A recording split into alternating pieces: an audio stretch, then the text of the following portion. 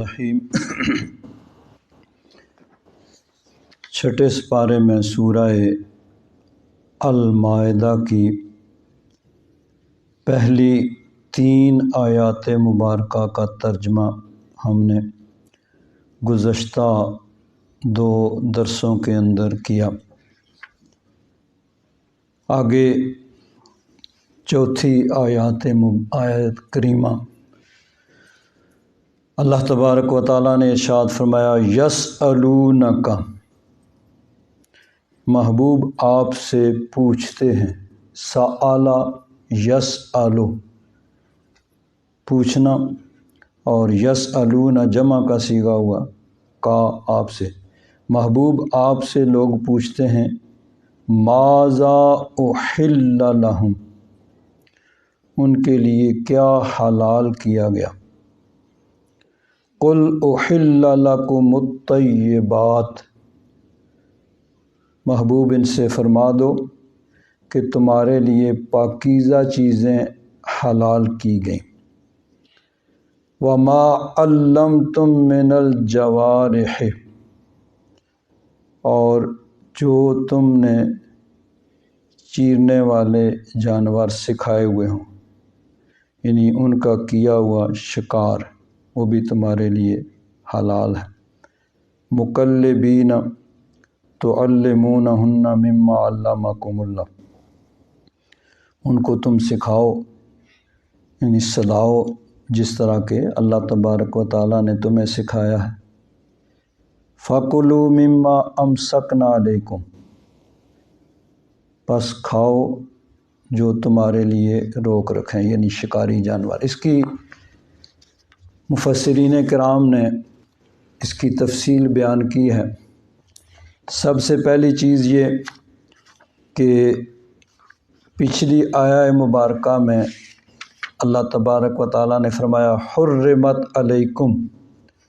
تم پر حرام کی گئی چیزیں بیان ہوئیں، تو اب بعض صحابہ کرام نے عرض کیا یا رسول اللہ یہ تو ہوئی حرام چیزیں، اب یہ فرمائیے کہ حلال کون کون سی چیز ہے۔ تو ارشاد فرمایا گیا یسألونک ماذا احل لہم، محبوب آپ سے پوچھتے ہیں کہ ان کے لیے کیا حلال کیا گیا۔ قل احل لکم الطیبات، آپ فرما دیں کہ تمہارے لیے پاک چیزیں حلال کی گئیں، یعنی پاک اور طیب چیزیں۔ اب اصل کیا ہے، رول قاعدہ کیا ہے کہ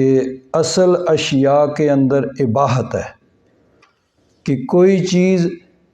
حرام اس وقت ہوگی جب اس کی حرمت شریعت میں بیان ہوگی۔ اللہ تبارک و تعالیٰ نے قرآن پاک میں بیان فرمایا، حدیث پاک میں نبی کریم صلی اللہ علیہ وسلم نے بیان فرمایا کہ فلاں چیز حرام ہے، یا قرآن و حدیث کا جو اصول ہے اس کے اصول کے مطابق کوئی چیز حرام قرار پائے، ورنہ اصل اشیاء میں اباحت ہے کہ اللہ تبارک و تعالیٰ نے فرمایا کہ خلق لکم ما فی الارض، اللہ تبارک و تعالیٰ نے جو کچھ زمین میں ہے سب کچھ تمہارے فائدے کے لیے پیدا کیا۔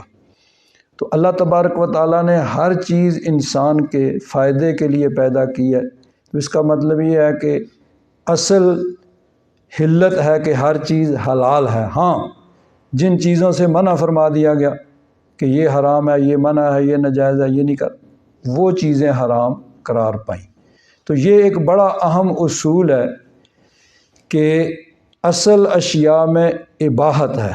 کہ ہر چیز حلال ہے، جائز ہے، تا وقت کہ اس کی حرمت اور ممانعت کو بیان نہ کر دیا جائے، کیونکہ حرام تو تھوڑی چیزیں ہیں، باقی سب چیزیں حلال ہیں۔ تو حرمت کے لیے کسی چیز کی ممانعت کے لیے، اس کے حرام ہونے کے لیے دلیل کی ضرورت ہے، نہ کہ کسی چیز کے حلال اور جائز ہونے کے لیے ضرورت ہے۔ یہ بڑا اہم مسئلہ ہے۔ مثلا بعض لوگ کہتے ہیں جی کہاں لکھا ہے 11ویں جائز ہے، یعنی جب قاعدہ یہ ہے کہ اصل اشیاء میں اباحت ہے، ویسے تو اس طرح کے سوال ہی جو ہوتی ہیں ناسمجھی اور کم علمی کی وجہ سے ہوتے ہیں، لیکن اگر کوئی کہے جی کہاں لکھا ہے جائز ہے،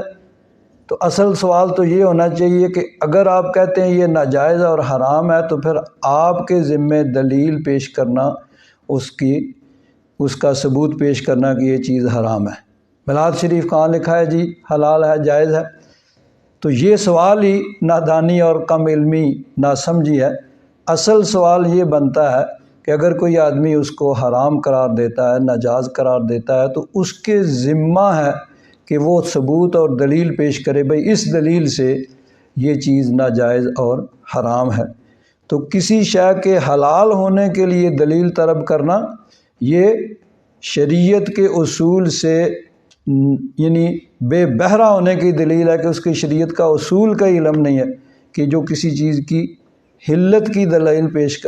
پوچھ رہا ہے، اصل میں کسی چیز کے حرام ہونے کی دلیل جو ہے وہ پیش کی جاتی ہے۔ کہ کوئی آدمی کہتا ہے فلاں چیز حرام ہے تو اس کے ذمہ ہے کہ وہ اس کی حرام ہونے کی دلیل پیش کرے۔ تو یہاں بھی اللہ تبارک و تعالیٰ نے جو چیزیں حرام تھیں ان کا بیان کر کے جب لوگوں کے ذہن میں سوال پیدا ہوا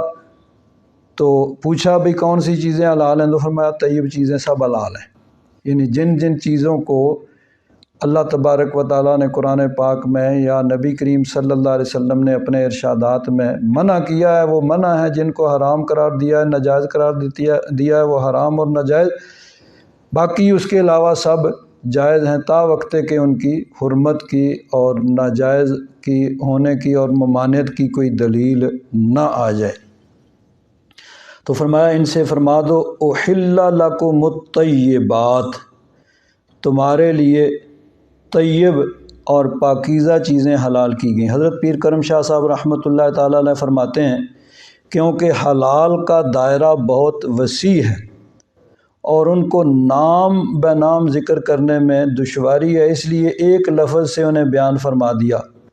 کہ احل لکم الطیبات، کے پاکیزہ چیزیں تمہارے لیے حلال ہیں۔ اب طیبات کی تشریح میں آگے پھر مختلف علماء نے اس کی تشریح کی ہے کہ ہر وہ چیز جس کو عقل سلیم، طبع سلیم اس کو پسند کرے وہ طیبات میں ہے۔ اور آگے ایک حدیث پاک میں ایک اصول بیان کیا گیا ہے، عن ابن عباس رضی اللہ تعالیٰ عنہما، حضرت ابن عباس رضی اللہ تعالیٰ عنہ فرماتے ہیں نہا رسول اللہ صلی اللہ علیہ وسلم عن کل ذی ناب من السباع وکل ذی مخلب من الطیر، کہ جانوروں میں سے ہر وہ جانور جس کے یہ تیز دانت ہوتے ہیں، جیسے کتے کے ہیں، چیتے کے ہیں، باقی جتنے یہ لومڑ، گیدڑ، بھیڑیا، ان سب کے وہ دانت نوکدار ہوتے ہیں، سب یہ شیر، چیتا، ریچھ، تو یہ جو ہے نا یعنی داڑھوں والے، لمبے دانتوں والے جو جانور ہیں ان کا کھانا حرام قرار دے دیا، منع فرما دیا۔ اسی طرح ہر وہ پرندہ جو پنجوں سے چیرتا ہے، جس کے پنجے ہوتے ہیں، ان کو بھی منع فرما دیا، وہ بھی حرام ہے۔ جس طرح مثلا یہ چیل ہے، باز ہے، جو اپنے پنجوں سے وہ یعنی کھینچ کے وہ، جس طرح جانور جو ہیں درندے ان کے دانت لمبے ہوتے ہیں، ان کے ذریعے وہ چیرتے پھاڑتے ہیں، اور پرندوں میں سے جو اپنے پنجوں سے چیرتے پھاڑتے ہیں ان سے منع فرما دیا۔ تو اس طرح وہ پرندے جو پنجوں سے چیرتے ہیں اور وہ درندے جو لمبے دانتوں یعنی دانتوں کے ساتھ وہ کاٹ کے کھاتے ہیں تو وہ شریعت میں منع ہو گئے۔ تو طیبات حلال چیزیں، جائز چیزیں جس کو طبع سلیم اچھی یعنی طبیعت جن کو اچھا سمجھے وہ حلال ہیں، اور حرام جو ہے اس کو بیان کر دیا گیا۔ آگے ہے وَمَا عَلَّمْتُم مِّنَ الْجَوَارِحِ، جوارح جارحن کی جمع ہے، جارح کا معنی ہوتا ہے زخم کرنا، تو اس سے مراد شکاری جانور ہیں کہ جن کے ذریعے سے شکار کیا جاتا ہے۔ عام طور پر چار پاؤں والوں میں سے کتے کے ذریعے شکار کیا جاتا ہے، لیکن کتے پہ تخصیص نہیں ہے، کوئی بھی جانور جس کو صدا لیا جائے اور جس کو سکھا لیا جائے، چاہے وہ چیتا ہی ہو، تو اس کے ذریعے سے شکار کیا جا سکتا ہے۔ پرندوں میں سے عام طور پر باز کے ذریعے شکار کیا جاتا ہے، لیکن باز نہیں، اگر کوئی دوسرا جانور بھی اس کو اسی طرح صدا لیا جائے، سکھا لیا جائے، تو اس سے بھی شکار کیا جا سکتا ہے۔ تو ان کا کیا ہوا شکار وہ بھی اس کو کھایا جا سکتا ہے۔ اب اس میں تھوڑی سی تفصیل ہے شکار کے۔ یہ مکلبین کا لفظ جو یہاں ہے، یہ اصل میں بنا ہے کلب سے۔ کلب کا معنی ہوتا ہے کتا۔ یہ یاد رکھیں کہ کلب دو طرح عربی میں ہوتا ہے، ایک ہے کش والے کاف کے ساتھ، جس کو ہم اردو میں کیاف کہتے ہیں، کیاف لام اور با، کلب۔ کلب کا معنی ہوتا ہے کتا۔ اور ایک ہوتا ہے دو نقطے والے کاف کے ساتھ، قاف لام اور با، اور اس قلب کا معنی ہوتا ہے دل۔ تو قلب دو نقطے والا کاف، اس کا دل، اس کی جمع قلوب آتی ہے۔ اور کیاف جو اردو میں ہم جس کو کہتے ہیں، اس کاف چھوٹا کاف، اس کے ساتھ جو قلب ہوتا ہے، اس کا معنی کتا، اس کی جمع کلاب، کتے۔ تو اب عام طور پر چونکہ کتے سے شکار کیا جاتا ہے، تو اسی سے پھر آگے عربی میں بن گیا کلبا یکلب تکلیب، اس سے ہو گیا مکلب، یعنی کتے کو صدانا، اس کو سکھانا۔ اب ویسے ہی کوئی شکاری کتا اس کا کیا ہوا شکار درست نہیں ہوگا، بلکہ اس کتے کا صدایا ہوا، سکھایا ہوا ہونا ضروری ہے، اور اس کے اصول ہیں، اس کا شکار جو ہے وہ درست ہوگا۔ اب جب حرام چیزیں بیان کی گئیں، فرمایا گیا کہ حرمت علیکم المیتۃ، مردار تم پر حرام ہے، کہ ایسا جانور جس کو شرعی طریقے سے ذبح نہیں کیا گیا تو اس کا کھانا جائز نہیں ہے۔ تو دو صحابہ کرام تھے، ایک تھے حضرت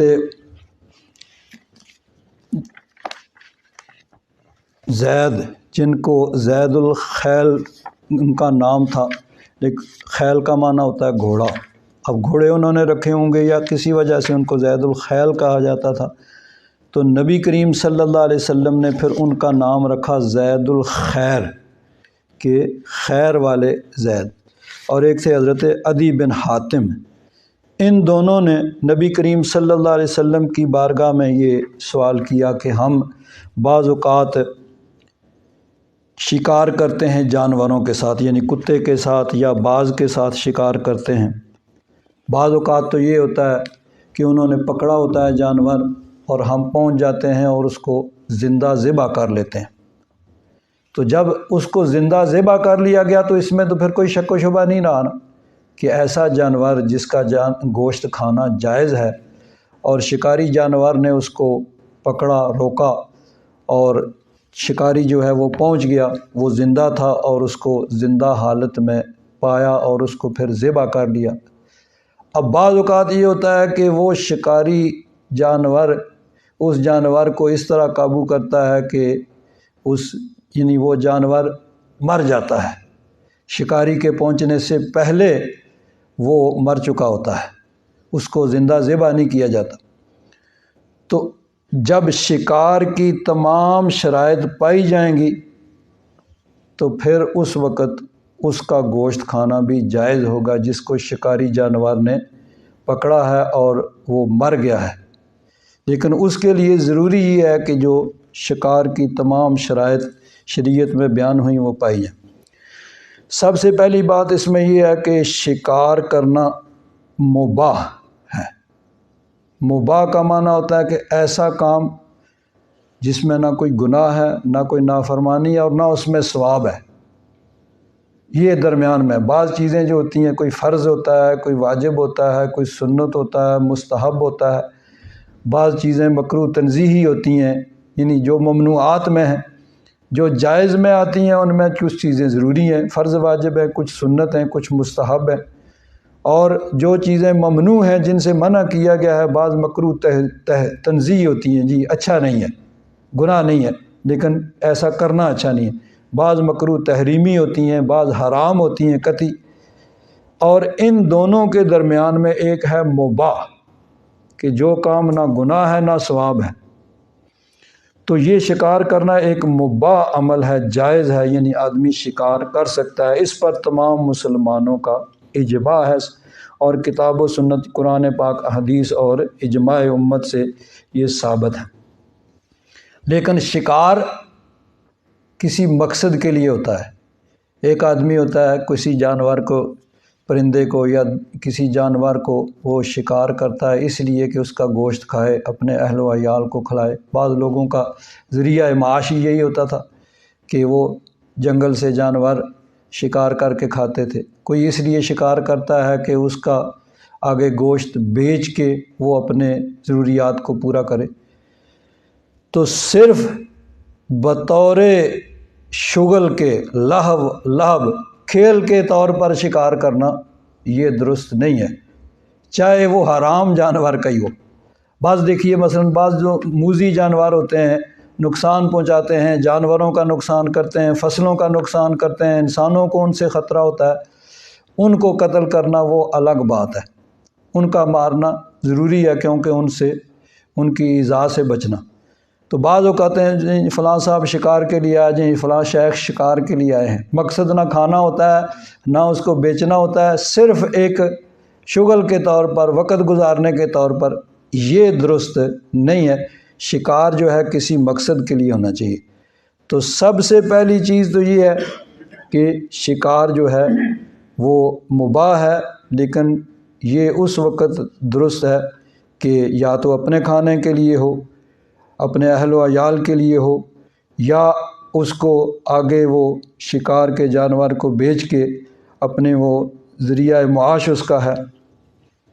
تو اگر یہ مقصد نہیں ہے، صرف لہو و لعب کے لیے، تو پھر وہ جائز نہیں ہوگا، کیونکہ اس میں ویسے ہی ایک جانور کی زندگی کو، ایک جاندار کی زندگی کو ضائع کرنا ہے، تو وہ درست نہیں ہے۔ آگے اس میں جس جانور کے ذریعے سے شکار کیا جائے اس کے لیے اللہ تبارک و تعالیٰ نے فرمایا مقلبین، کہ تم ان کو، اب یہ قلبا یقلب و تقلیب کا معنی ہوتا ہے کہ اس کو آدمی صدا لے، سکھا لے،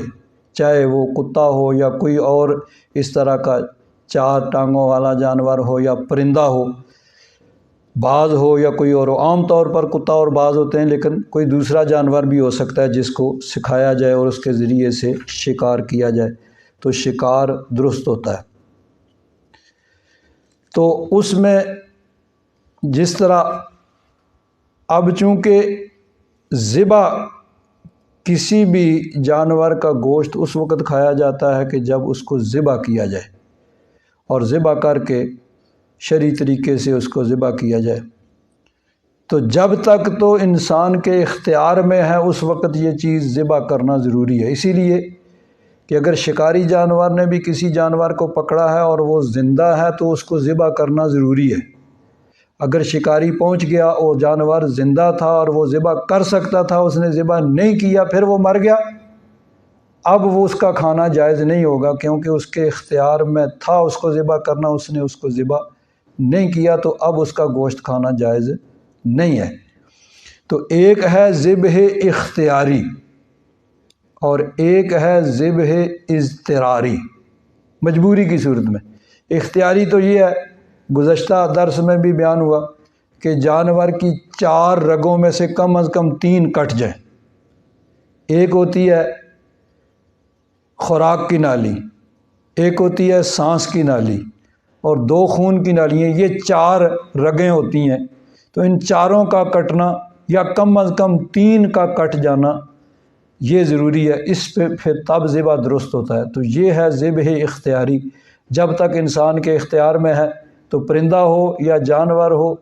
اس کو اس طریقے سے ذبح کیا جائے گا، بسم اللہ اللہ اکبر کہہ کے اس کے چھری پھیری جائے گی اس کے گلے پہ، یا اونٹ ہے تو اس کو نہر کیا جائے گا نیزے کے ساتھ، تو اس کی رگیں کٹ جائیں گی، خون بہہ جائے گا، تو جب اس کی جان نکل جائے گی تو اب اس کا گوشت کھانا جائز ہے۔ یہ ہے اختیاری۔ اور ایک ہوتا ہے ذبح اضطراری، کہ جانور انسان کے کنٹرول میں نہیں ہے،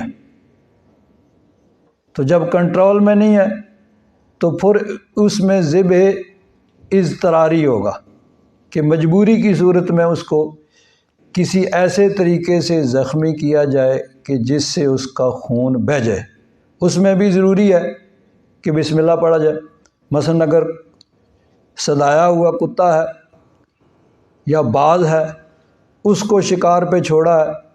تو اس میں بھی جس طرح ذبح کرتے وقت اللہ کا نام لینا ضروری ہے، اس کو بھیجتے وقت، چھوڑتے وقت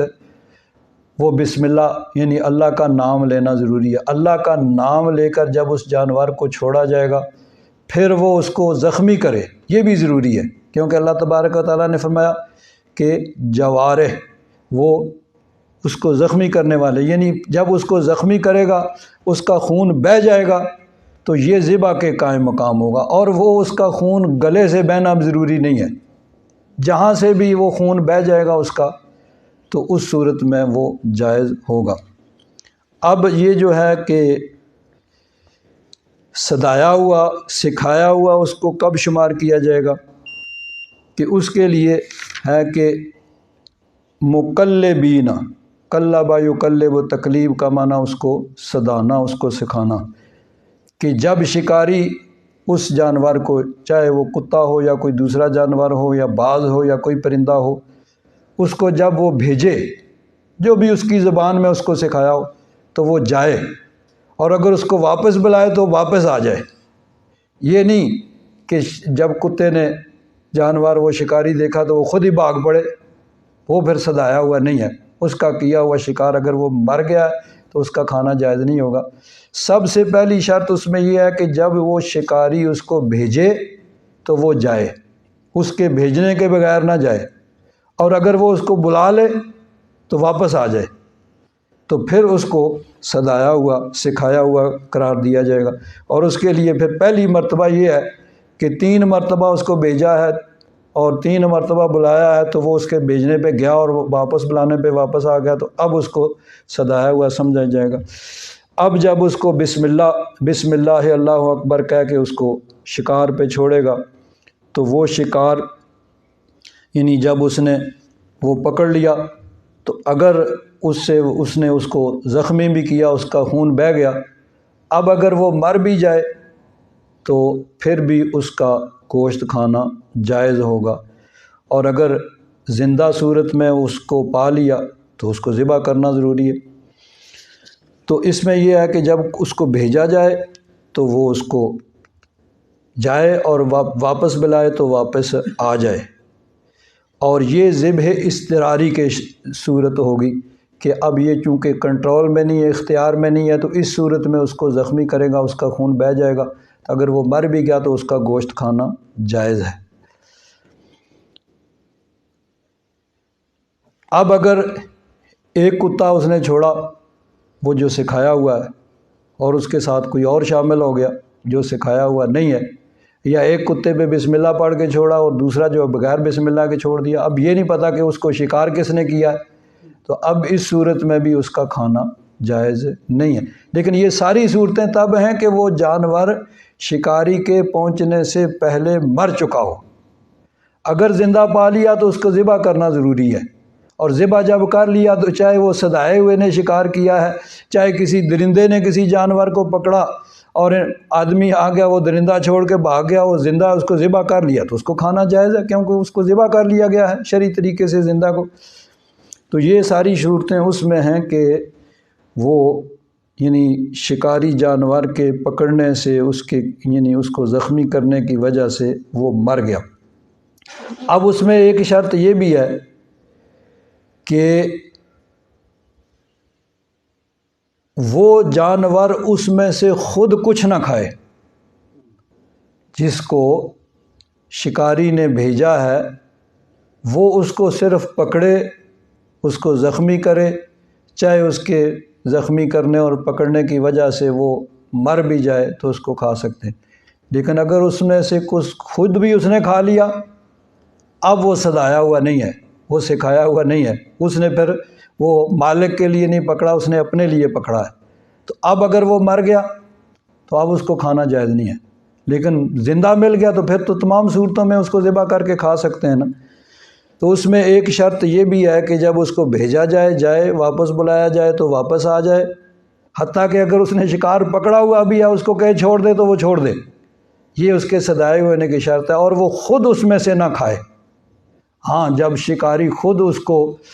اب وہ گوشت ڈالے گا تو اس وقت وہ کھائے، جب اس نے شکار کو پکڑا ہے، مارا ہے، اس میں سے کچھ کھا لیا تو پھر اس نے شکاری کے لیے نہیں کیا ہے، وہ اپنے لیے اس نے کیا ہے، تو اس صورت میں اس سے نہیں کھا سکتے۔ تو ذبح اختیاری تو یہ ہے کہ انسان اپنی اختیار کے ساتھ جو شرعی طریقہ اس سے ذبح کرے، اور ذبح اضطراری یہ ہے کہ انسان کوئی جانور کے ذریعے، کتے کے ذریعے یا باز کے ذریعے یا کوئی اور جانور جو اس طرح کتے کے قائم مقام یا باز کی طرح کوئی پرندہ اس کے ذریعے شکار کرے، اب اس میں بھی پھر وہی شرائط ہوں گی جو ذبح کی شرائط ہیں۔ یہ گزشتہ درس میں بیان ہوا کہ مسلمان جو ہے وہ ذبح کرے اور اللہ کا نام لے کر ذبح کرے، تب جانور حلال ہوگا۔ اگر جانور ہے، مثلا گائے ہے، بکری ہے، اس کو گلے سے ذبح کیا گیا، چاروں رگیں بھی کٹ گئیں، خون بھی بہہ گیا، اور ذبح کرنے والا بھی مسلمان ہے لیکن اس نے جان بوجھ کر بسم اللہ نہیں پڑھی، اللہ کا نام نہیں لیا، تو اب باقی ساری شرائط پائی گئیں لیکن بسم اللہ نہیں کیا، اللہ کا نام نہیں لیا، تو وہ جانور جائز اور حلال نہیں ہے، اس کا گوشت کھانا جائز نہیں ہے۔ تو اسی طرح اگر شکاری جانور جب چھوڑا ہے تو اس وقت بھی بسم اللہ پڑھا جائے، اور اگر جان بوجھ کر بسم اللہ نہیں پڑھی ہے تو پھر وہی صورت ہوگی کہ جس طرح جان بوجھ کر ذبح کرتے وقت بسم اللہ چھوڑ دیے۔ ہاں، اگر وہ ذبح کرتے وقت بسم اللہ بھول جاتا ہے، یاد نہیں رہتا ہے، تو اس صورت میں جائز ہے۔ اسی طرح اگر شکاری جانور چھوڑتے ہوئے بھی وہ نسیاناً بھول سے وہ یعنی بھول گیا اور بسم اللہ نہیں پڑھی تو اس صورت میں وہ اس کا کھانا جائز ہوگا اور وہ درست ہوگا۔ اگر فائر نال شکار کیتا، فائر نال نفل نال شکار کیتا، ہاں، اس کا بھی عرض کرتا ہوں۔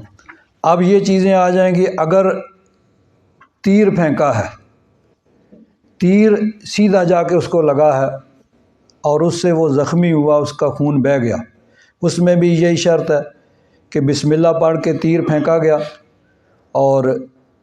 اس جا کے وہ اس جانور کو، پرندہ ہے یا کوئی جانور ہے، اس کو جا کے لگا، اور اس کی وجہ سے اب وہی دو صورتیں ہوں گی، یا تو شکاری کے پہنچنے سے پہلے وہ مر چکا ہوگا یا شکاری کے پہنچتے وقت وہ زندہ ہوگا۔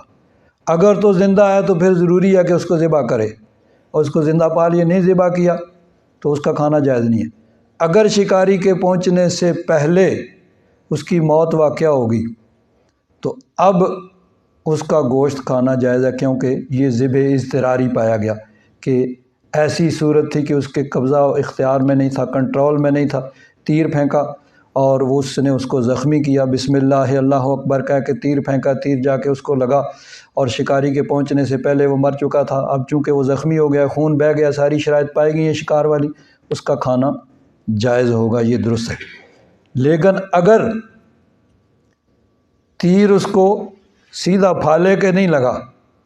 دوسری صورت میں لگا جس سے اس کے یعنی زور سے اور اس کی ضرب سے وہ جانور مر گیا، زخمی نہیں اس کو کیا، تو پھر وہ آئے گا موقوذہ میں۔ پچھلی آیت میں بیان ہوا کہ ایسا جس کو زور سے ضرب لگی،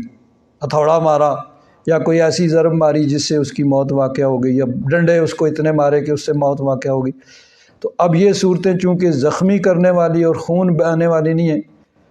تو اس صورت میں وہ موقوذہ شمار ہوگا۔ اب اس میں آگے پھر آ جاتا ہے، پہلے تو ہوتی تھی غلیل، غلیل کے ذریعے کسی پرندے کو مارا جاتا تھا، اب وہ جو ہوتی ہے وہ موٹی ہوتی ہے، وہ زخمی اس طرح نہیں کرتی ہے، بلکہ اس سے ہو سکتا ہے کہ وہ پرندہ یعنی چھوٹا ہو، اس کی ضرب اتنی سخت ہو کہ وہ مر جائے، تو اب وہ اس کا کھانا جائز نہیں ہے۔ اب یہ جو ہے بندوق یہ کب ایجاد ہوئی ہے؟ اس کے بارے میں یہ لکھا ہے کہ 8ویں صدی ہجری سے پہلے، اب 1400 سال گزر چکے ہیں، 1445 گزر یعنی 1450 سال ہجری کے تقریباً گزر چکے ہیں، تو 8ویں صدی ہجری سے پہلے دنیا بارودی بندوق جو ہے وہ متعارف نہیں۔ اس سے پہلے ایک اور چیز دیکھیں کہ شروع زمانے میں غلیل سے شکار کیا جاتا تھا، اور اس کو عربی میں کہتے ہیں بندقہ۔ تو وہ جو غلیل کی گولی ہوتی تھی اس کو بندقہ کہا جاتا ہے، اور یہ جو ہے نا بندوق، اس کو عربی میں کہتے ہیں بندوقۃ الرصاص۔ یہ دونوں میں فرق ہے، بندقہ کا معنی غلیل اور بندوقۃ الرصاص یہ جو یعنی بندوق جس کو کہا جاتا ہے جس میں گولی پڑتی ہے۔ تو بعض لوگوں نے وہ جو پہلا تھا نا بندقہ غلیل کا، اس کو ہی بندوق قرار دیا، حالانکہ 8ویں صدی ہجری تک بندوق دنیا میں تھے ہی نہیں، کوئی جانتا ہی نہیں تھا کہ کوئی ایسی چیز بھی آئے گی۔ جیسے آج یہ جو چیزیں پائی جاتی ہیں، موبائل ہے، انٹرنیٹ ہے، آج سے 100 سال پیچھے چلے جائیں، کسی کو آدمی کو معلوم نہیں تھا کہ کوئی ایسی چیز بھی ہوگی، نہیں۔ اس وقت اگر ریڈیو ٹی وی بھی نہیں تھے تو کوئی آدمی یہ نہیں کہہ سکتا تھا کہ کوئی ایسی چیزیں آ جائیں گی۔ جب ریڈیو آیا تو لوگوں نے کہا ہے، لوگ بول کہیں رہے ہیں، آواز یہاں آ رہی ہے، پھر ٹی وی ہے، انہوں نے کہا ہے آواز بھی آ رہی ہے اور صورت بھی نظر آ رہی۔ تو نئی نئی چیزیں ایجاد ہوتی ہیں، لیکن ان کے آنے سے پہلے تو لوگوں کو ان کے بارے میں علم نہیں ہوتا کہ 100 سال بعد یہ چیز آ جائے گی۔ تو بندوق جو ہے وہ 8ویں صدی ہجری میں، اس سے پہلے کہیں نہیں کوئی جانتا تھا۔ دائرۃ المعارف کے حوالے سے علامہ سعیدی صاحب نے لکھا ہے کہ دستی بندوق کا استعمال یورپ میں 1365 ہجری میں شروع ہوا۔ یہ 1365 ہجری، اس کا مطلب ہے تقریباً 765 عیسوی، یہ آج سے تقریباً کوئی 700 سال پہلے یہ بندوق جو ہے سب سے پہلے یورپ میں شروع ہوئی، اور اسلامی ممالک میں اس کے 125 سال بعد یعنی 1490 عیسوی میں سب سے پہلے سلطان قائتبائی ایک گزرے ہیں بادشاہ، ان کے دور میں مسلمانوں نے اس بندوق کا استعمال شروع کیا۔ یعنی ان یورپ والوں کے 125 سال بعد 1365 عیسوی میں یورپ میں اس کا استعمال شروع ہوا، اور مسلمانوں میں اس کا استعمال شروع ہوا 1490 عیسوی میں، 125 برس۔ تو یہ 1365 اور 1490 یہ اس کا استعمال اس دور میں اس کا عام ہوا۔ اس سے پہلے تو یہ کوئی نہیں تھی۔ تو جن لوگوں نے بندقہ لکھا ہے اس سے مراد غلیل ہے، کہ غلیل سے اگر شکار کیا جائے تو وہ چونکہ اس کو زخمی نہیں کرتی ہے تو وہ اس کا حلال، اس کا کھانا جائز نہیں ہوگا۔ اب جب یہ بندوق آئی تو یہ جنگوں میں استعمال ہوتی تھی، لیکن شکار کے لیے بھی اس کا استعمال شروع ہوا۔ جب مسلمانوں میں اس کا استعمال عام شروع ہوا، اس کے ذریعے شکار کیا گیا، تو کوئی بھی جو نئی چیز آتی ہے اس میں اختلاف ایک فطری سی چیز ہے کہ یہ چیز پہلے نہیں تھی، اب آئی ہے، کوئی اس کا کیا حکم ہے، اس کو استعمال کر سکتے ہیں نہیں، یہ کھا سکتے ہیں نہیں، ایسے کر سکتے ہیں نہیں، یہ اختلاف ایک فطری چیز ہے۔ تو مسلمانوں میں بھی اختلاف پیدا ہو گیا کہ ٹھیک ہے بھئی تیر کے ذریعے تو شکار کر سکتے ہیں، اور اگر اسے جانور یعنی وہ شرائط پائے جائیں، بسم اللہ پڑھ کے تیر چھوڑا ہے تو جانور مر گیا ہے تو اس کو کھا سکتے ہیں کہ اس نے اس کو زخمی کیا ہے۔ اسی طرح جانور کتا ہے، کوئی اور جانور ہے، باز ہے، کوئی اور پرندہ ہے، اس کو بسم اللہ پڑھ کے سدایا ہوا ہے، ساری شرائط پائی گئی ہیں، بسم اللہ پڑھ کے اس کو چھوڑا ہے اور اس نے اس کو پکڑا ہے اور زخمی کیا، اس کے پکڑنے زخمی کرنے کی وجہ سے وہ جانور مر گیا شکاری کے پہنچنے سے پہلے، تو اس کا گوشت بھی کھا سکتے ہیں۔ اب آ گئی بندوق، چونکہ یہ نئی چیز تھی تو اس میں اختلاف ایک فطری چیز تھا۔ کچھ لوگوں نے کہا کہ اس کا کیا ہوا شکار جو ہے بندوق کے ذریعے اس کو کھا سکتے ہیں، کہ وہ انہوں نے تیر پہ قیاس کیا کہ جس طرح تیر زخمی کرتا ہے، بندوق کی گولی بھی زخمی کرتی ہے، خون بہہ جاتا ہے، تو اس کا کھانا جائز ہے۔ بعض لوگوں نے کہا کہ گلیل پہ اس کو قیاس کیا کہ چونکہ وہ اپنی تیزی کی وجہ سے، اس کو ضرب کی وجہ سے مارتی ہے، زخمی ہونے کی وجہ سے نہیں مرتا ہے، تو اسی طرح اس کو بھی بندوق پہ یعنی بندقہ اس گلیل پہ قیاس کرتے ہوئے موقوذہ قرار دیا کہ جس کو ضرب کے ذریعے مارا گیا ہو۔ تو یہ اختلاف اس میں شروع میں پایا جا رہا ہے۔ حضرت علامہ سعیدی صاحب فرماتے ہیں، یہ پیچھے پہلے تفصیل انہوں نے لکھی کہ یورپ میں بندوق کا استعمال جو ہے وہ 1365 ہجری میں شروع ہوا، اور اس کے 125 برس بعد 1490 عیسوی میں سب سے پہلے جو مسلمان بادشاہ تھے سلطان قائتبائی، ان کے دور میں مسلمانوں میں اس کا استعمال شروع ہوا۔ آگے فرماتے ہیں بہرحال 10ویں صدی تک بندوق کا استعمال عام نہیں ہوا تھا۔ یہی وجہ ہے کہ 12ویں صدی سے پہلے علماء نے بندوق کے کیے ہوئے شکار کے حکم پر بحث نہیں کی، کہ تھی ہی نہیں، کسی کو پتہ ہی بھی نہیں کوئی ایسی کوئی چیز آ جائے گی۔ 12ویں صدی میں علماء نے اس مسئلے پر بحث کی، اور یہ بحث ہنوز جاری، ابھی تک یہ جاری ہے۔ بعض علماء بندوق سے کیے ہوئے شکار کو اس بنا پہ ناجائز کہتے ہیں کہ بندوق کی گولی سے شکار ٹوٹتا ہے، کٹتا نہیں، اور جانور اس کے سکل سے مرتا ہے، اس لیے اس کو موقوذہ کہ جس کو ضرب سے مارا گیا وہ حرام قرار دیتے۔ اس کے برخلاف دوسرے علماء یہ کہتے ہیں کہ بندوق کی گولی سے شکار زخمی ہوتا ہے، اس کا خون بہتا ہے، اور بعض اوقات گولی شکار کے آر پار ہو جاتی ہے، اور زکوٰۃ اضطراری یعنی ذبح اضطراری جو ہے اس کا مدار زخم لگنے اور خون بہنے پر ہے، اور وہ بندوق کے شکار سے حاصل ہوتا ہے، اس لیے بندوق سے کیا ہوا شکار جائز ہے۔ اب دونوں چیزیں اس میں پائی جاتی ہیں، اور صرف اس میں نہیں، جو بھی نئی چیز آتی ہے اس میں دو موقف ہوتے ہیں۔ مثلا دیکھیے لاؤڈ سپیکر آیا، تو اب اس میں اختلاف پیدا ہوا بھائی کہ لاؤڈ سپیکر میں نماز پڑھ سکتے ہیں کہ نہیں پڑھ سکتے۔ کچھ لوگوں نے کہا نہیں پڑھ سکتے، نماز نہیں ہوگی، اس نے کہا پڑھ سکتے ہیں۔ اسی طرح اب فوٹو بننے کا مسئلہ آ گیا، کیمرے کے ذریعے فوٹو بنایا جاتا ہے، بلا ضرور تو فوٹو نہیں بنانے چاہیے، لیکن ضرورتاً اب یہ اتنا زیادہ استعمال ہوتا ہے، اتنا زیادہ استعمال ہوتا ہے، تو اگر غلط استعمال ہوتا ہے تو صحیح طریقے سے بھی اس کو استعمال ہونا چاہیے۔ مثلا یہ ریکارڈنگ ہوتی ہے اور دنیا میں کہیں بیٹھا آدمی اس کو سن سکتا ہے، اور آج بھی سن سکتا ہے، کل بھی سن سکتا ہے، کبھی بھی سن سکتا ہے۔ تو اختلاف پیدا ہونا ایک فطری بات ہے۔ اب پہلے یہ نہیں ہوتا تھا کہ ایک آدمی کے جسم میں خون کی کمی ہو گئی ہے کہ دوسرے کا خون لگا کے اس کی زندگی کو بچایا جا سکتا ہے۔ جب یہ طریقہ ایجاد ہوا، سائنس نے ترقی کی، بھئی ایک آدمی کا اگر خون زخم ہوا ہے، بہہ گیا، یا کسی طریقے سے اس کے خون جسم میں کمی آ گئی ہے، تو پہلے تو یہی تھا کہ ٹھیک ہے بھئی اب یہ انتظار کرو اس کی موت کا۔ بعد میں یہ ہے کہ نہیں، کہ دوسرے آدمی سے خون لے کے اس کو لگایا جا سکتا ہے اور اس کی زندگی بچ سکتی ہے۔ تو اب چونکہ اس زمانے میں سائنس تو ترقی کی تھی، یورپ کے اندر پہلے یہی چیزیں یہاں سے آئیں، تو یہاں تو یہ جائز ناجائز کا معاملہ نہیں تھا۔ یا مطلب یہ ہے کہ وہ گرجے کے اندر ہی دین کو بند کر دیا گیا تھا باہر، انہوں نے کہا ٹھیک ہے بھئی یہ ہو سکتا ہے۔ جب مسلمانوں تک یہ معاملہ پہنچا تو پھر دو رائے ہو گئیں۔ بعض نے کہا جی کہ یہ کر سکتے ہیں، اس کی جان بچا سکتے ہیں ایک آدمی کی، دوسروں نے کہا نہیں یہ بہتا ہوا خون تو حرام ہے، یہ نہیں لگا سکتے۔ اس میں بھی دو طرح کی رائے ہو گئیں۔ اور اسی طرح جو بھی نئی چیز آتی ہے اس میں دو رائے کا ہو جانا ایک فطری بات ہے۔ اور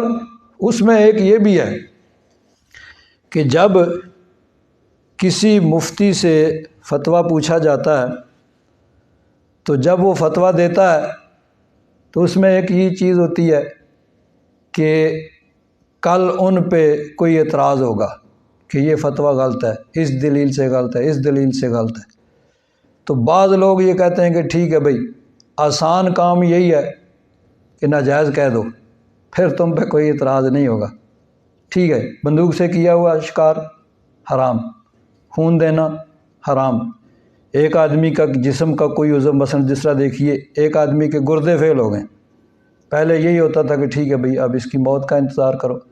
پھر بعد میں ٹیکنالوجی نے ترقی کی، اس کا نہیں ٹھیک ہے بھی ایک آدمی صحت مند آدمی اس کے 2 گردے ہیں اور وہ ایک آدمی ایک اپنے گردے پہ زندگی گزار سکتا ہے، اس کا اگر ایک نکال کے اس کو لگا دیا جائے تو اس کی زندگی بھی بچ سکتی ہے۔ تو اب یہ ہوا کہ ٹھیک ہے بھئی دے سکتے ہیں نہیں دے سکتے، 2 رائے ہوگی، بعض نے کہا نہیں دے سکتے، بعض نے کہا دے سکتے ہیں۔ تو یہ فطری ایک چیز تھی، تو بندوق میں بھی 2 رائے ہو گئیں۔ لیکن یہ ہمارے علامہ غلام رسول سعیدی صاحب رحمۃ اللہ تعالیٰ علیہ موجودہ دور کے بہت بڑے ایک عالم گزرے ہیں، جنہوں نے بخاری شریف کی شرح جو ہے 16 جلدوں میں لکھی ہے، مسلم شریف کی شرح 7 جلدوں میں لکھی ہے، اور قرآن پاک کی یہ تفسیر 12 جلدوں میں انہوں نے لکھی ہے۔ بڑے محقق آدمی تھے، بڑی تحقیق کرتے تھے۔ انہوں نے دونوں طرح کے دلائل بیان کیے ہیں کہ جو آدمی اس کو بندوق سے کیے ہوئے شکار کو ناجائز کہتے ہیں ان کے دلائل کو بھی بیان کیے، اور جو جائز قرار دیتے ہیں ان کو بھی بیان کرنے کے بعد آخر میں پھر اپنی رائے ان کی یہی ہے کہ بندوق کے ذریعے چونکہ جانور زخمی ہوتا ہے، تو اس لیے اگر بسم اللہ پڑھ کے بندوق کا فائر کیا جائے شکار پہ اور وہ شکار شکاری کے پہنچنے سے پہلے مر بھی گیا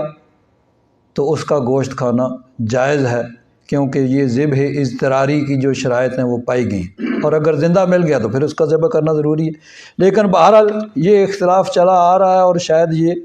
جب ایک دفعہ اختلاف ہو جاتا ہے تو پھر وہ چلتا ہی رہتا ہے۔ تو اب دیکھیے جس طرح مثلا یہ لاؤڈ سپیکر پہ نماز پڑھنے کا مسئلہ ہے، یہ تقریباً کوئی 100 سال کے قریب ہونے کے اس بات، شاید اس سے بھی زیادہ عرصہ ہو گیا ہوگا، لیکن ابھی تک بھی بعض یعنی اب تقریباً 90-95% لوگ تو اس کو درست سمجھتے ہیں کہ ضرورت ہو تو اس کے ذریعے سے جہاں تک آواز جا رہی ہے وہاں پر نماز، حتیٰ کہ علامہ غلام رسول سعیدی صاحب نے لکھا ہے دوسری کتابوں میں کہ مکبر جو کھڑے کیے جاتے تھے، یعنی امام کی آواز پیچھے تک پہنچانے کے لیے جو مکبر کھڑے کیے جاتے تھے، یعنی آواز پہ اللہ اکبر جو کہتے ہیں، تو وہ کہتے ہیں کہ یہ ایک ضرورت تھی کہ امام صاحب کے آواز 2 4 5 10 صفوں تک تو جاتی ہے، اس سے پیچھے کے لوگوں کو آواز نہیں جاتی، وہاں ایک مکبر کھڑا ہو جائے، پھر اس کی آواز 5-10 صفوں تک جاتی ہے، بہت زیادہ مجمع ہے تو پیچھے مکبر کھڑے ہوں۔ وہ کہتے ہیں کہ یہ ایک ضرورت تھی۔ اب چونکہ لاؤڈ سپیکر آ گئے اور لاؤڈ سپیکر کے ذریعے سے میلوں تک اس کی آواز پہنچائی جا سکتی ہے، تو اب مکبرین کی بھی ضرورت نہیں ہے، اس کا کھڑا کرنا ضروری نہیں ہے۔ یعنی اس کو وہ یہ نہیں کہتے ہیں کہ یہ ایک سنت کوئی ثواب کا عمل ہے، وہ کہتے ہیں ایک ضرورت تھی، اب یہ ضرورت ختم ہو گئی ہے، لاؤڈ سپیکر کی آواز جا رہی ہے جہاں تک، اور لوگوں کو آسانی سے، یعنی مکبر میں تو یہ ہو سکتا ہے کہ کہیں کوئی نہ کھڑا ہو تو کہیں وہ لوگوں کو آواز نہ پہنچے، اور اس کی آواز ہر جگہ پہنچ رہی ہے۔ تو بہرحال اس کے بارے میں بھی ان کا نقطہ نظر یہی ہے کہ اس کے ذریعے سے اگر شکار کیا جائے، بسم اللہ اللہ اکبر کہہ کے وہ فائر کیا جائے، اور وہ جانور کو جب لگے گا اس کو زخمی کرے گا، اس کا خون بہہ جائے گا، تو اگر تو شکاری اس کو پالے زندہ تو اس کو ذبح کرے، اور زندہ پایا ذبح نہیں کیا تو پھر اس کا گوشت نہیں کھا سکتے بعد میں وہ مر گیا تو، اور اگر اس کے پہنچنے سے پہلے وہ مر چکا تھا تو یہاں ذبح اضطراری پایا گیا تو اس صورت میں اس کا گوشت کھا سکتے ہیں۔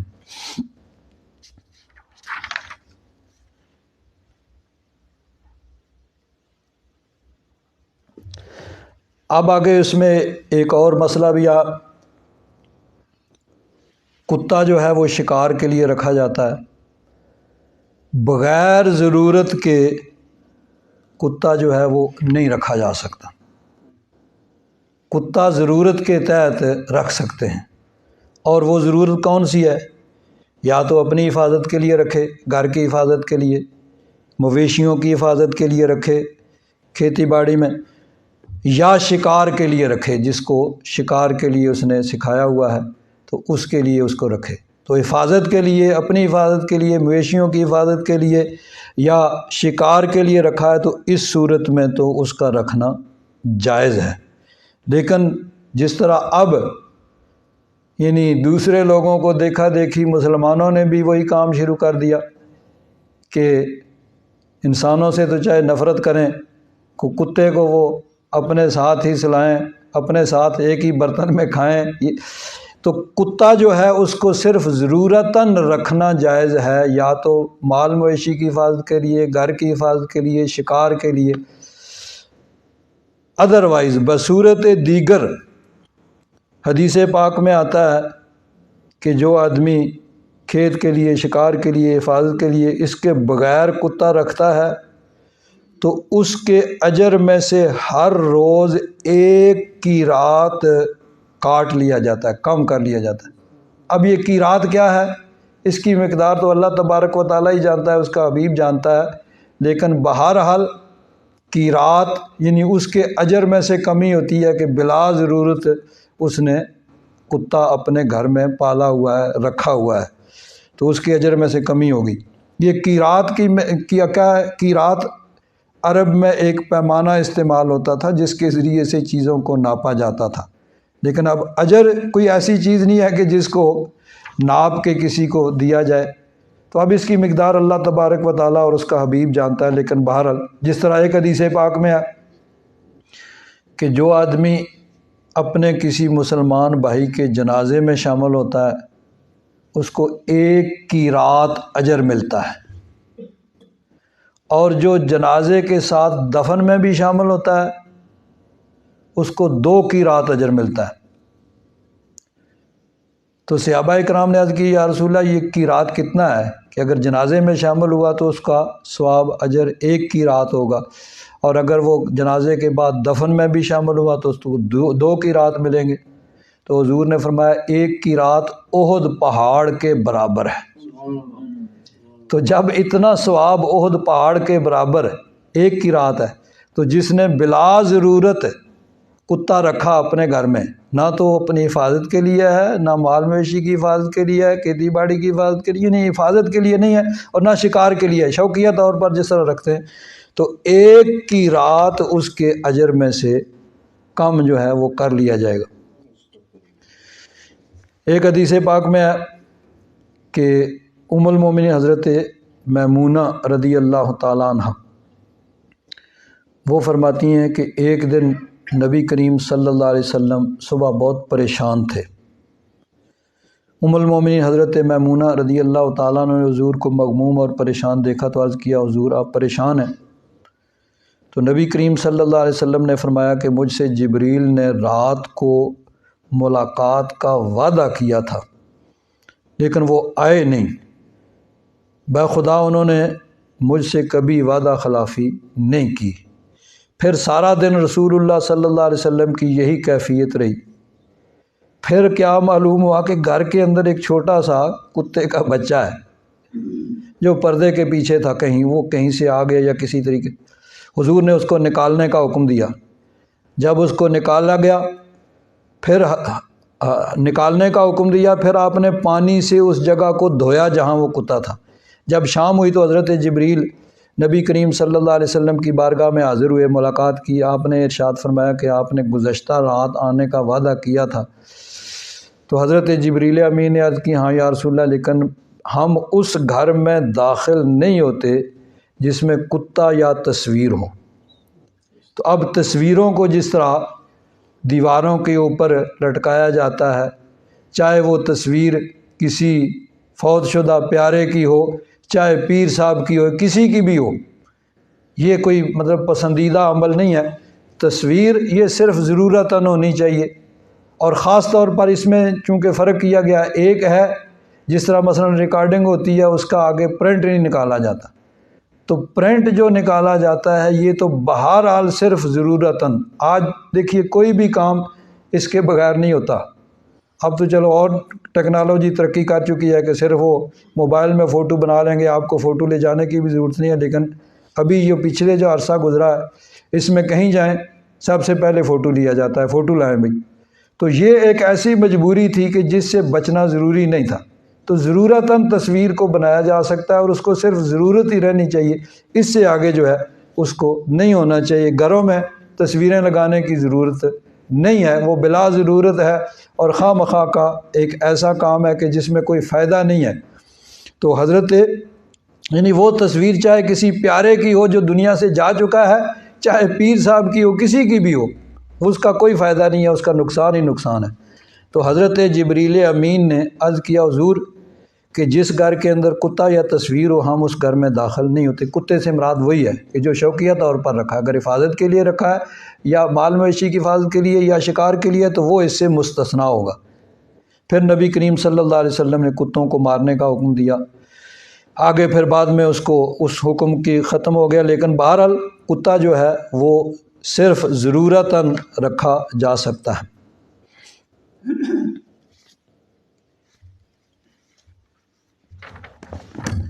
یہاں پہ آخری بات جو ہے حضرت قاضی ثناء اللہ پانی پتی رحمۃ اللہ تعالیٰ علیہ نے تقریباً وہی باتیں لکھی ہیں جو ساری بیان ہوئی ہیں۔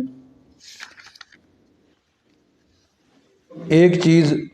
ضمناً اس میں لکھی ہے ایک حدیث پاک، چلو وہ آپ حضرات سن لیں۔ مقلبین یہ ہے، جس طرح میں نے عرض کیا کہ یہ قلب سے بنا ہے، قلب کا معنی ہوتا ہے کیاف قش والا، اس سے مطلب کتا، تو مقلب سکھانے والا، یعنی کتوں کو سکھایا جائے، صدایا جائے، اس میں وہ شرائط پائی جائیں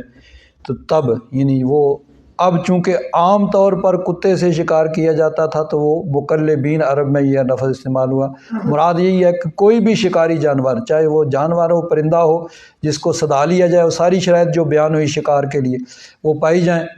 اور بسم اللہ پڑھ کے اس کو چھوڑا جائے تو اس کا شکار اگر وہ مر بھی گیا ہے شکاری کے پہنچنے سے پہلے تو اس کو کھا سکتے ہیں۔ اس میں ایک بڑی حدیث پاک سبق آموز انہوں نے لکھی ہے امام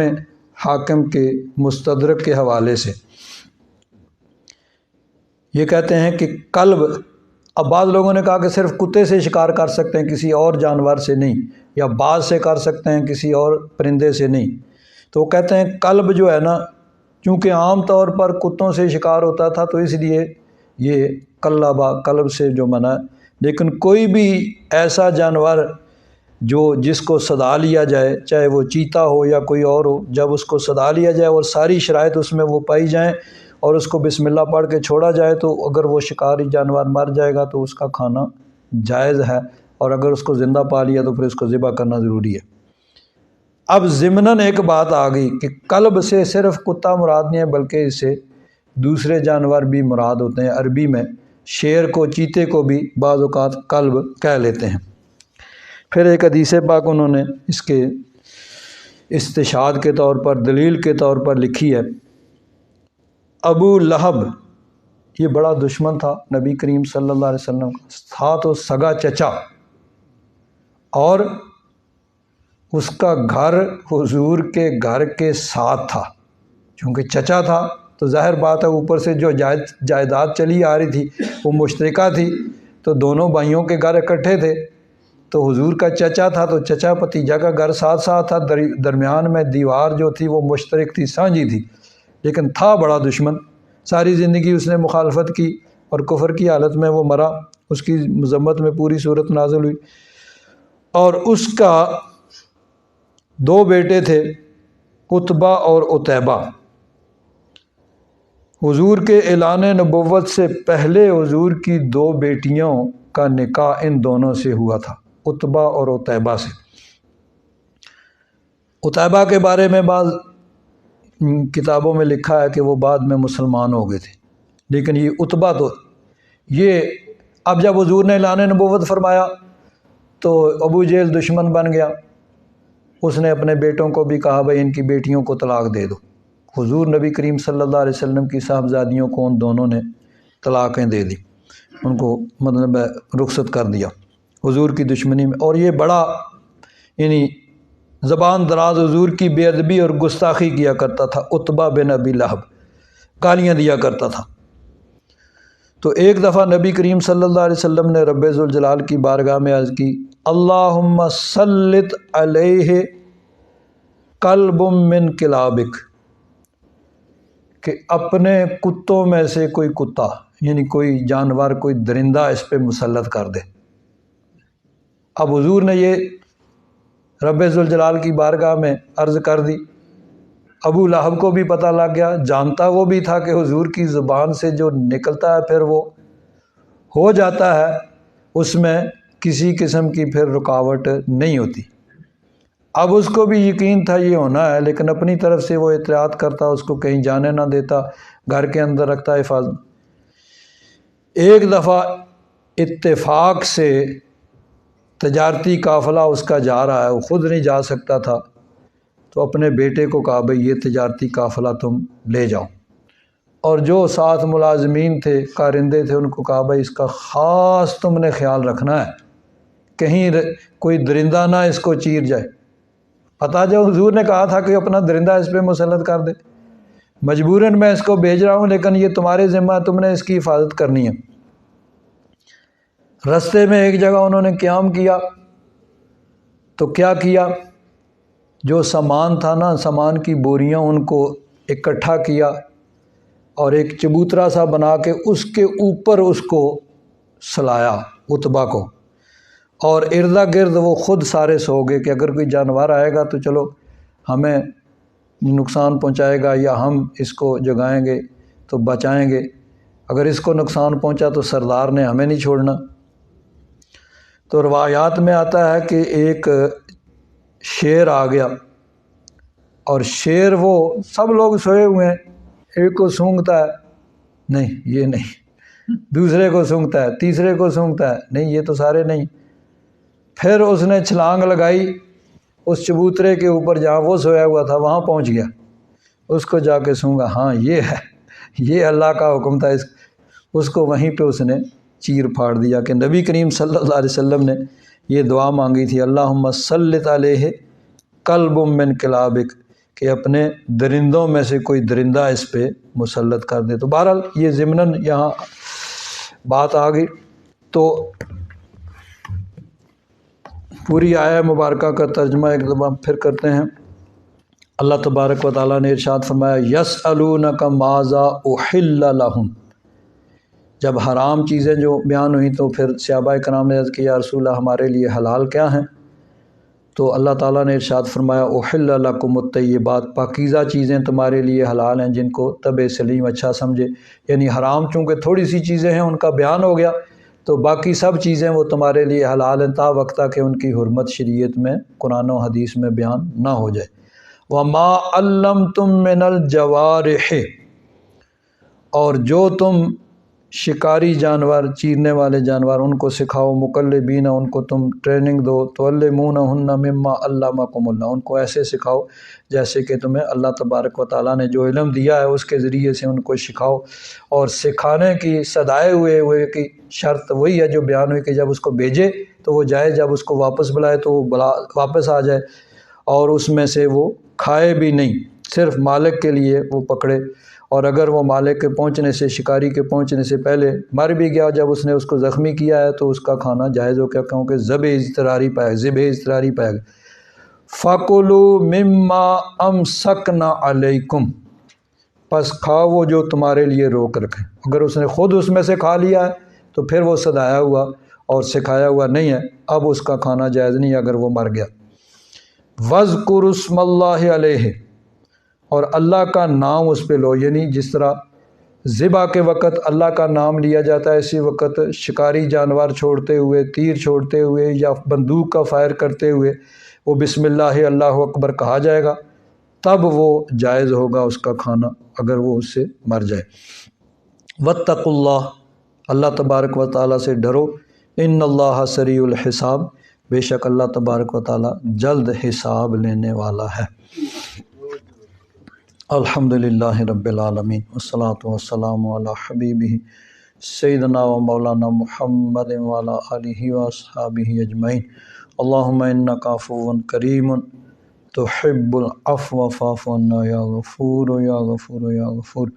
صلی اللہ تعالیٰ علی حبیبہ سیدنا و مولانا محمد وعلی آلہ واصحابہ اجمعین۔